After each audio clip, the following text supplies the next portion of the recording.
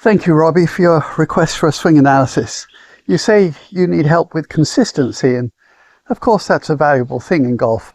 We'd like it to be consistently efficient though.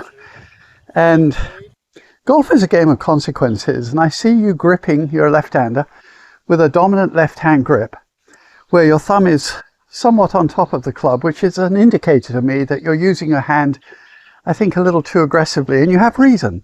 That's why I say it's consequential of something else. You're having to try to square up a club and get it to achieve loft, particularly when you're hitting a driver, when in fact your swing is not doing those things very well. And so here's the reason that I think is what makes you adopt the grip and the activities of your left hand that I see. If you look at your shoulder turn, let's say that the conventional wisdom is that they should turn, I always call it a lid on a cylinder, until it's 90 degrees turned. And that means that your right shoulder should be pointing at or even to the left of the ball. Now in your case, about halfway through the backswing is about as far as you turn. And then as your arms manfully fight to continue the swing, your body is actually starting to go in the other direction. A counter turn, I call it. And so your body is turning very little on the backswing, and then it's vastly in the lead on the downswing, which means that it's going to get back to the impact position, which is essentially a replica of the address position, way sooner than the golf club. And we see that. Your club is trailing, and it's looking to the left, and it's got no loft. And those are difficult things to solve when you're hitting a driver particularly. And so you have to work very hard with your left hand to try to do anything to get the ball to go straight and not to the left, and to get some lift with a driver which has so little loft on the face.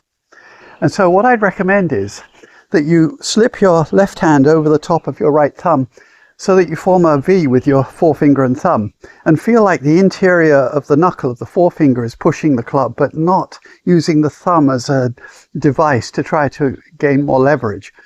And that's going to feel a little weaker. In fact, tolerate the fact that the little finger doesn't feel strong as a consequence. Now, that will allow you to hinge your wrists more on the backswing, which is the lag that I'm hoping that we make valuable and necessary for you because of the next and probably most important thing.